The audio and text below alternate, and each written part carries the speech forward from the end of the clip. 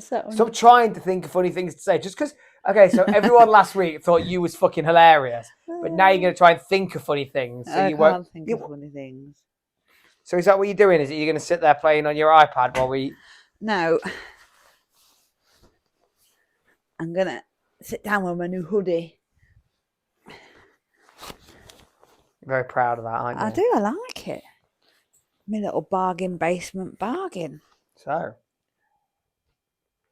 Good evening, husband. Good evening, wife. Last week's podcast was pretty successful, to be fair. I was happy with it.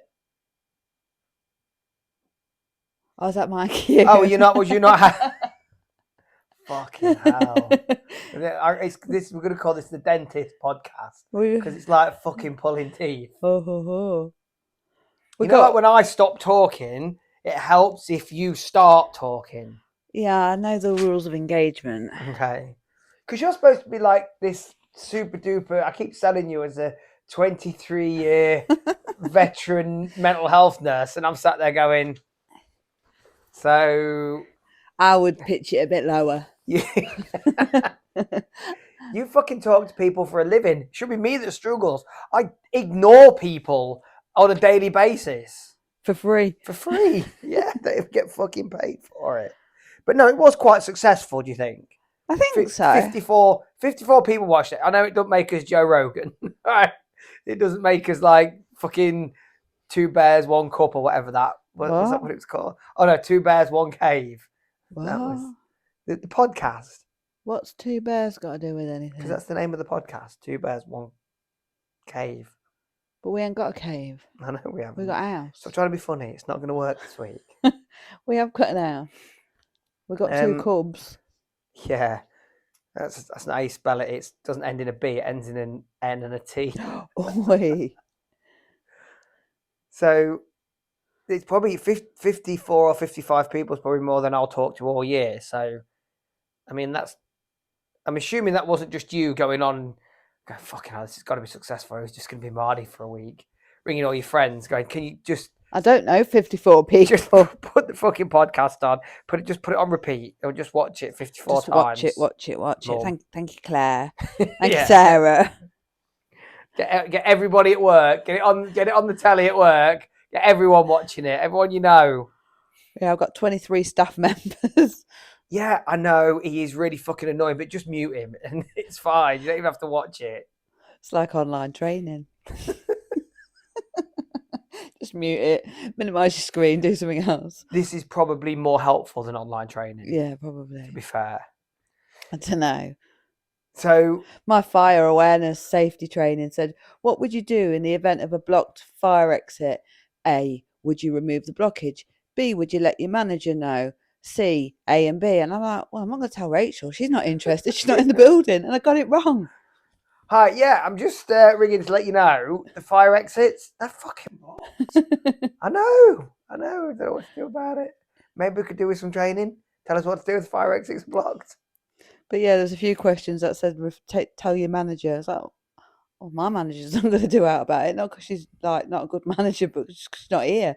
I'm the manager. I did the safeguard training with the FA to do the coaching for Isaac's team.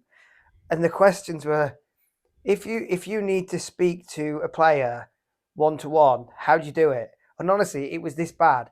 Do you do it somewhere public where people can see you? Do you take the child alone into a bathroom? They might as well have just gone, here you go, pass the training. I bet, that's awful.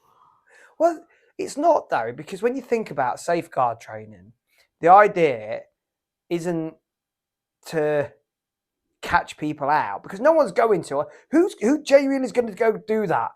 Oh shit, I was going to be a football coach, but I'm not allowed to touch them when they're naked. Oh, well, that's me out then. They're not going to, are they? I guess not. It's fucking so stupid. Anyway. What was you talking about? Episode 2, pedophilia. What the fuck? We should have had some ground rules of like what's off the cards to discuss. I mean, we did say politics last week, but no, I think I'd rather talk about politics than pedophilia. Yeah, but in a serious. Okay, so let's just talk. Let's put it this way, right? So anything I say can and you will be used against me. Now, anything I say is tongue in cheek. And I think sometimes, well, I genuinely believe that serious subjects should be approached with a certain amount of humour. There's a difference between taking the piss out of someone because they were beaten up. Ha ha, look at you, you've been beaten up.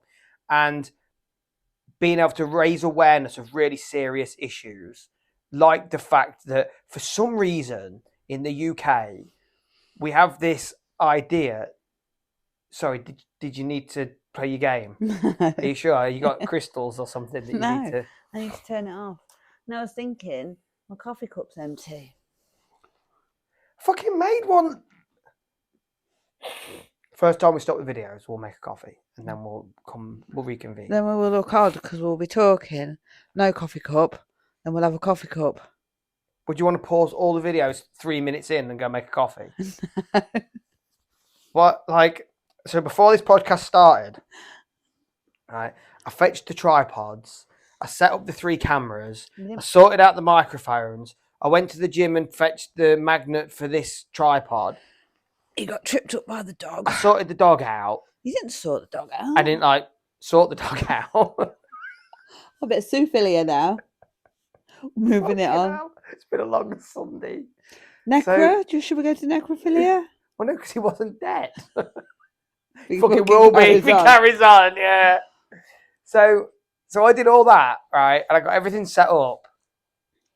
And we sat down and you've gone, oh, didn't you make me a coffee? Sorry? So I think, where was we? Serious subjects. Tongue in cheek. Yeah, they do need to be approached with a bit of humour, because we've got in this country, I genuinely believe we've got a serious problem with not dealing with abuse, and especially abuse of children. Like, and we all know why. Nobody dare say.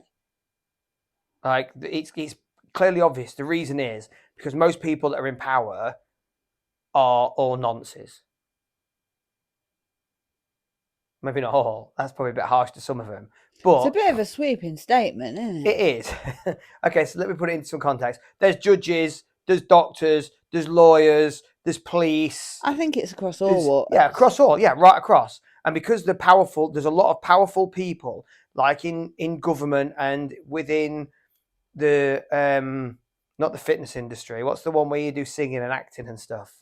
Entertainment industry. Right. The rich and the powerful are involved in that. So then stuff gets swept under the carpet, and it always has. So I don't think enough people raise awareness of it. Anyway, we're fucking digressing a little bit, which is why I try and raise awareness of things. But sometimes when it's a really serious subject, you've got to do it in a bit of a joking manner. Yeah. Go on then.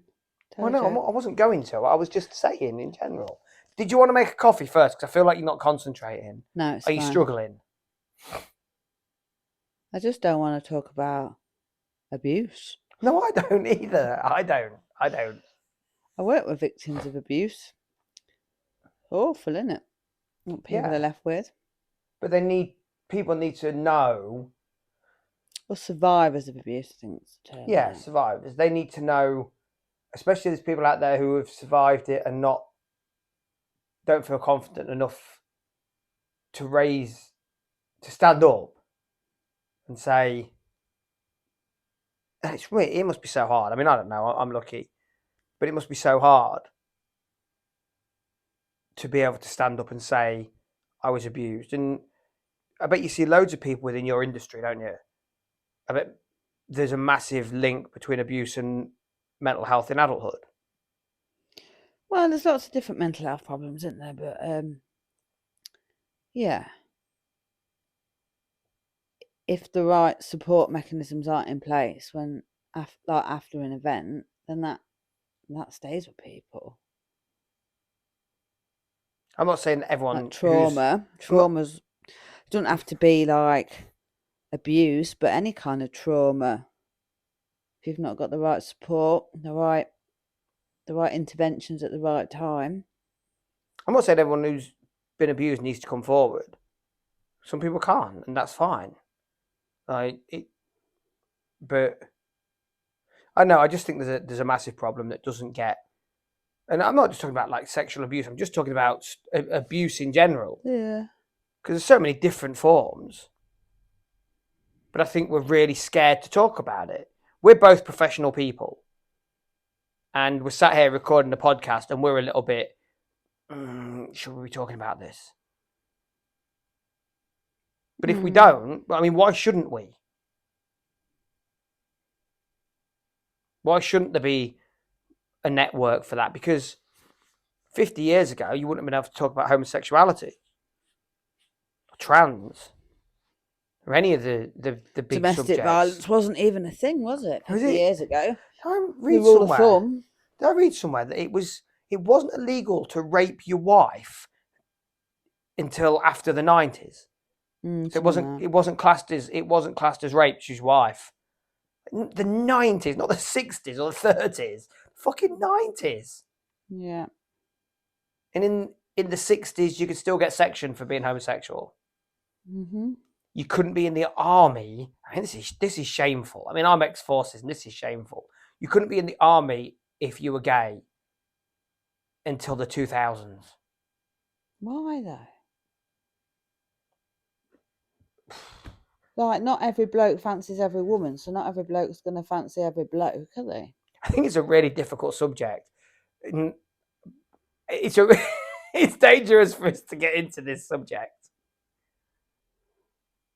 But just because you've got someone that's gay doesn't automatically mean that you fancy everybody of the same sex. No, of course not. And let's just get one thing clear. I'm not homophobic. I've got friends that are gay. I've got friends that are gay. You have? Got good friends that are gay. And I'll go out with them, like, socially, but it doesn't mean they fancy me or I'm gay or they're gay. Well, they are gay, but... Yeah, they are. Yeah, no, they are. But no, it doesn't... No. It shouldn't make any difference, but it did. And that's the thing. And as we progress through time, subjects seem to becoming less and less taboo. Well, it goes a bit too far then, though, doesn't it? Because, like, me and you don't have, like, much of a filter personally. I don't have a filter at all. In certain circles, like, there is no off topic, is there? And other people struggle with that a little bit. But that comes down to coping, doesn't it? That comes down to working in the environments we've worked in. And to work in them kind of environments, to work in a prison, to work on a psychiatric unit, it's so high pressure and high and intense all the time. You need to have a space where you can go and just say or do pretty much anything. Well, I think that's why a lot of those type of jobs, people do like drink a lot of alcohol or have massive blowouts on a weekend. Not like a whale, but I tell stories to people about when I was in the prison service. I'm sure they just sit there and go, "That didn't happen," and I'm thinking, "Yeah, it did. I'm not lying. I've never made a story up. Never. I've told stories about when I was in the army, and I've told stories about when I was in the prison service, and I could fill a whole podcast with it.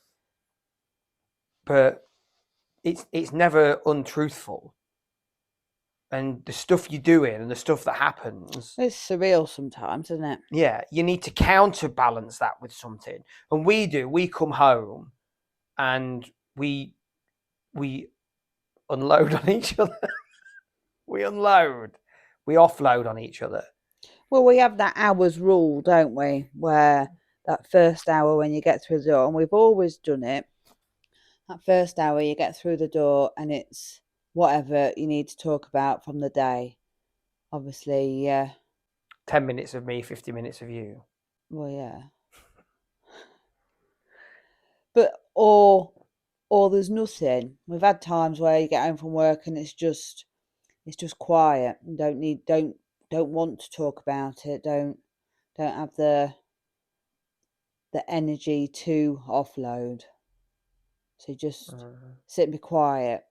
And that's okay as well, isn't it? Like we both know each other well enough to know when it's time to talk, or if it's time just when someone just needs a bit of quiet time and a bit of space. Sometimes you've got to put things to bed in your own head, haven't you, before you share it. So, okay, so let's get down to what we really want to discuss this week. Dude! Paul the trumpet player. Because I think last week was really good. And we kind of got a bit of an introduction to what we do. We spoke a little bit about mental health and working on a mental health ward. And we talked a lot about like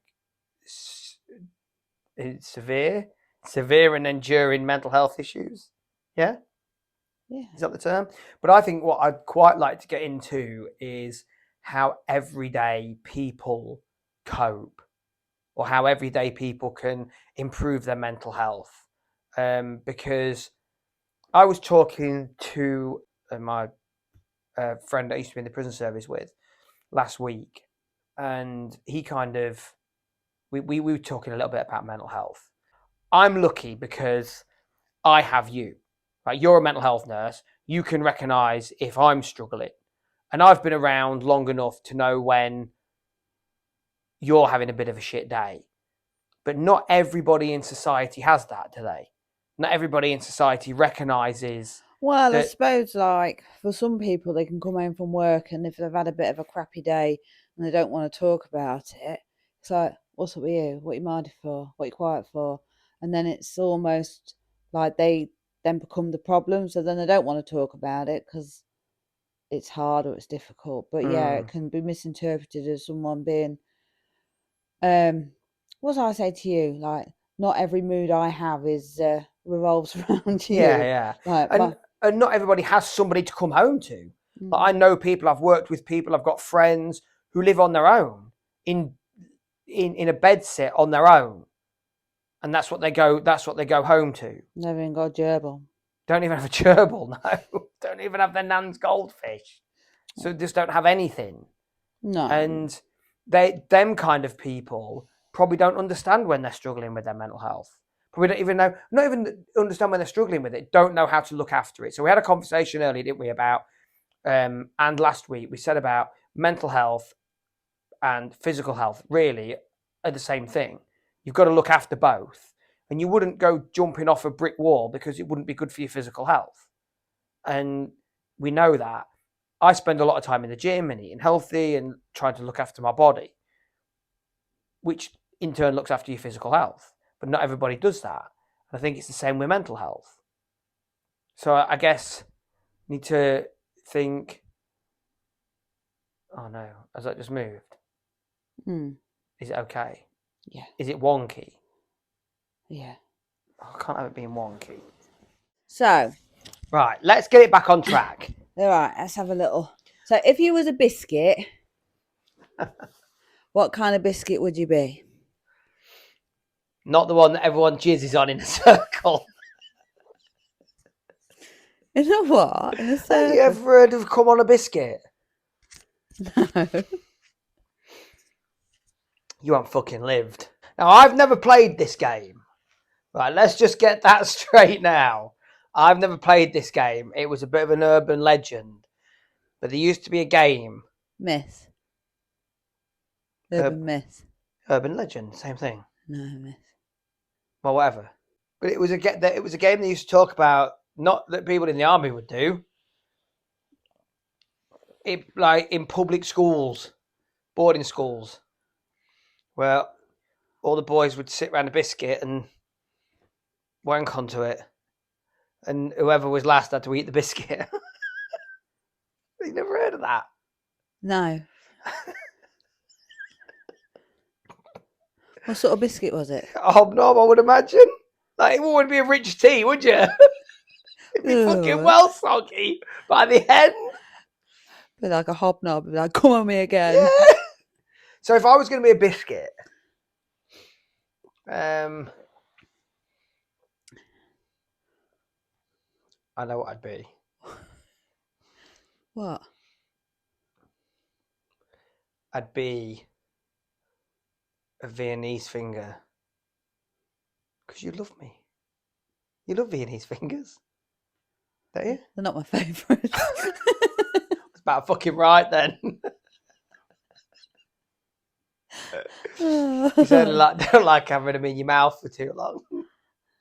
So what's your favourite biscuit then? What biscuit would you be? I reckon I'd be a jammy dodger. Yeah, you fucking would. Especially when it comes to paying for shit. Not necessarily. No, not a jammy dodger. One of them. What's them round? They're like a jammy dodger, but they've got cream in as well as jam. A creamy jammy dodger? No, they're called like a Fox's cream. Oh yeah, I know what you mean. Yeah. Because jammy dodgers are fucking boring. You get a jammy dodger and you think, no, you get a jammy dodger and you think, oh look, it's a jammy dodger, nice biscuit. And then you get chewing it, it's like boring because the jam's only in the very, very middle. It doesn't go all into the edges. Whereas if you get a Fox's cream, you get a bit of niceness from the very first bite with the cream and the jam. Everybody else who's watching this, if they want to leave a little comment below to let us know what biscuits they like, then we'll get a nice big long list of biscuits or whatever one wants And to why? be. Oh, and why? Okay, yeah. Not what biscuits they like, what biscuits they would be. be. Yeah. Okay. And why? Yeah. So leave a comment of what biscuit you are and why. You'd be a Kit Kat. Why? Because I break easily. No, because you're tasty. So what relevance has that got to anything?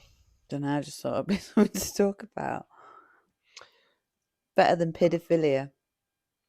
We're not going to talk about that on this podcast. I'll tell you that right now. Okay. Okay? No mention of abuse or paedophiles on this podcast. Uh-oh. I'm not going to edit that out. No, please do. I'm not. Please. No. That's definitely... And it's going to be on a short as well. No, don't do that. You get me the sack. What, are you allowed to say cunt? I didn't say that. I said can't. Literally, a minute ago we was talking about Jimmy Savile. And you worried about... Did you just fart? Oh, dude. So, mental health, right. So, I think from your perspective as a mental health professional, my perspective of someone who needs to look after their mental health.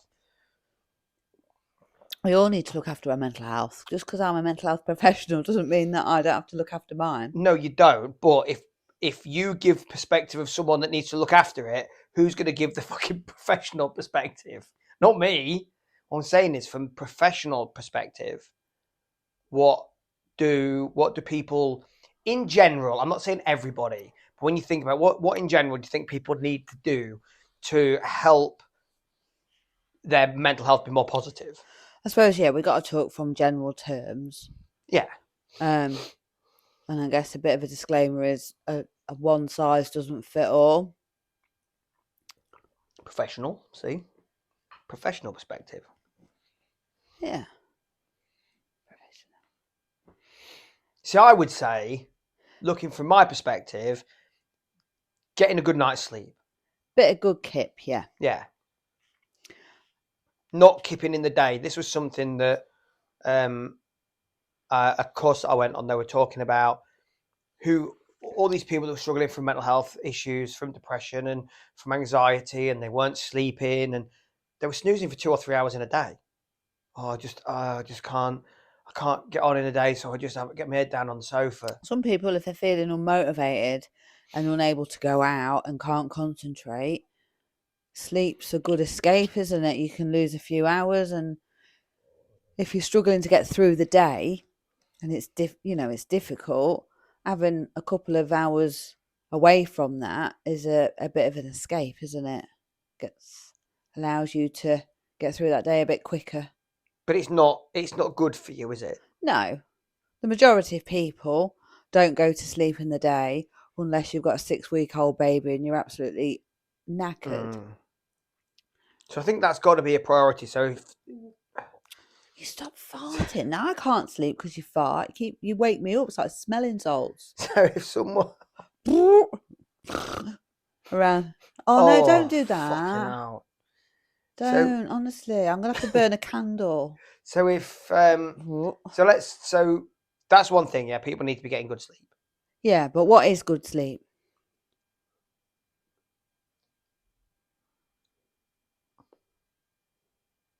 I don't know. What is good sleep? Well, again, it varies from person to person. So I don't know.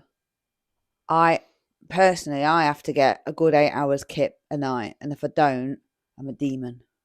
I think 8 hours is reasonable. But is 8 hours reasonable if you're going to bed at midnight and getting up at 8? Yeah, it's fine. Unless you've got to be at work for 8, then that's not reasonable, is it?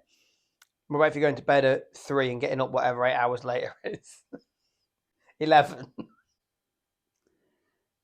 Still 8 hours. Yeah, it's not unreasonable. But if you've got to be up at 7 to get your kids to school, It's not good. it's not, no. So yeah, it depends on what you've. And if you work night shifts, you might go to bed at 6 in the morning, or 7 or 8 in the morning, and not get up till 4 in the afternoon. I suppose it depends on your function, doesn't it, in the day? I think it's hard to say a time, isn't it? It's just about living your life and knowing what you can, how well you can function. I I think couldn't go to bed at 1 o'clock every morning on a work day and get up at 5:30, 6. well, 4.5 hours is no good. But some people can function on 4.5 hours sleep quite easily. It's no good just being tired all day, though, is it? Because that doesn't help you at all. That doesn't help you feel motivated. That's not going to be good for your physical health as well as your mental health. Not if you're dog tired. You're not gonna have motivation. You're not gonna like your get up and go is gonna have gone, hasn't it? Mm-mm. So about nutrition then, how much does that play a part? Well, in your mood, Mm. quite a bit. Like if you're eating poorly, then that's going to affect your physical health, which will affect your mental health. But there's lots of evidence out there about good mood food. Lots of Oh, I things. like that. It's like a buzz term, that isn't Good it? mood Good food. mood food. So yeah, eat yourself healthy, eat yourself well. So tell us some good mood foods. It's all the boring stuff. So it's all anything that's high in antioxidants. So your blueberries and all your red berries and your Does that count if it's in a muffin? yeah. I fucking love blueberry muffins. Oh no, I wouldn't. I wouldn't. I'd So, rather have a jammy dodger than a muffin. so healthy shit then, basically. Yeah, and avoiding all the like your donuts and your chips and your.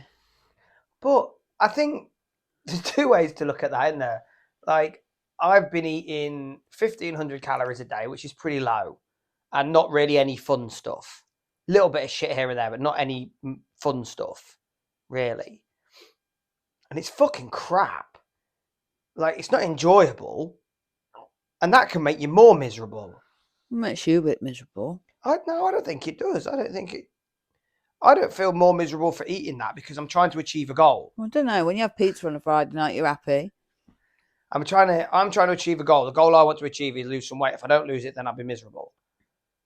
But if you're not bothered about that side of it, then I would say people are going to be happier eating what they want to eat rather than eating good mood foods. Until it slows down your metabolism and it slows down and you feel heavy and Yeah. sluggish. So I would say then a balanced diet. If you're not worried about counting your macros and worrying about your protein intake and just a balanced diet. You don't need to count your calories. You don't need to worry about that. You can eat donuts, you can eat cake, you can eat chips, you can eat pizza, but you need to be eating fresh fruit and veg and drinking plenty of water so you're hydrated and all the shit that you don't do. But that's what I would say you need to be doing. I do some of that You stuff. do. You don't eat fresh fruit and you don't drink a lot of water, but you do eat a lot of veg. I drink water in my coffee Mm. and in juice. There's this massive misconception that you should only ever eat healthy if you're trying to get fit or lose weight. And I don't think you should. I think it doesn't matter if people say, "Oh, there's no point. You had a salad yesterday and now you're eating a big fat pizza." Yeah, it's called balance. If you're trying to lose weight, that's different.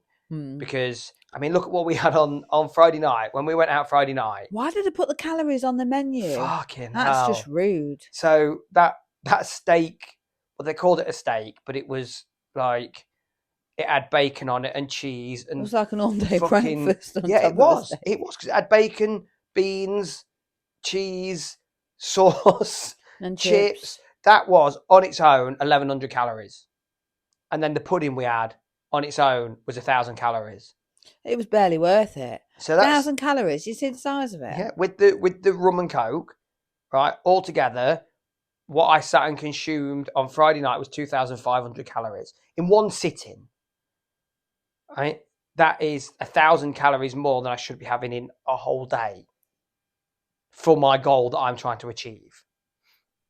But you enjoyed it. I did really fucking enjoy it, and I'm not going to not have that. But I'm not going to have that every night. And I knew I was going to have quite a lot that night, so I didn't eat loads through the day. So I weighed it up. You made a balanced and informed decision. Yeah.